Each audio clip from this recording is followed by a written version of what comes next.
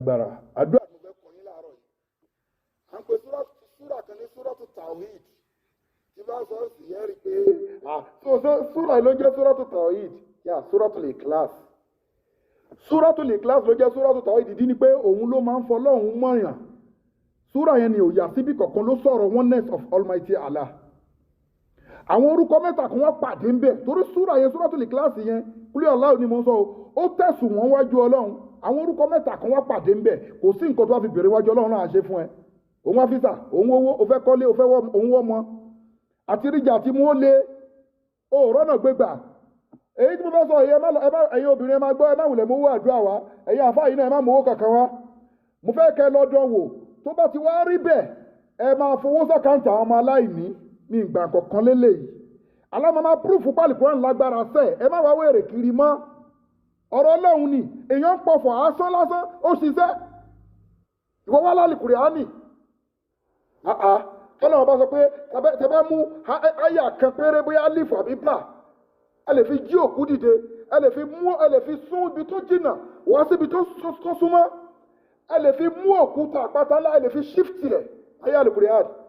Ṣé kí làwọn bá kiri gbìyànjú kó wá bá mi ṣe kí ni 21 days ló fi ṣe prayer yìí 21 days péré ló fi ṣe tó bá ti jókòó anytime tó bá rọ̀ ẹ́ lọ́rùn kò bá jọ sàn fi àdúrà ìránṣẹ́ o wàá wá ṣe kúlẹ̀ Allahu 21 síwájú tó bá ṣe kúlẹ̀ Allahu 21 yẹn wàá dà níyàn tó bá dà níyàn wàá wá bọ́ síbi ya Allah ya Hadu ya Samad wàá ṣe 1000 tó bá ṣe 1000 wàá tún wá ṣe Suratul Ikhlas kúlẹ̀ Allahu yẹn wàá tún wá ṣe 21 again o ti fi blọọkù ẹ lókè o ti fi blọọkù ẹ sálẹ̀ orúkọ Ọlọ́run ńlá mẹ́ta tó wà pàdé ń bẹ yẹn ló wá pè ya Allah ya Hadu ya Samad ẹ̀kan ló máa pè papọ̀ ká jẹ́ 1000 wọ́n wá ṣe bẹ́ẹ̀ fún 21 days nǹkan tó bá lágbára fi ṣe sàárà ẹ̀ àmọ́ káǹtì àwọn ọmọ aláìní ní nǹkan tó bá lágbára fi síbẹ̀ kó dẹ̀ ṣe fídíò account number fáwọn ọmọ aláìní 0123 214254 account number fáwọn aláìní 0123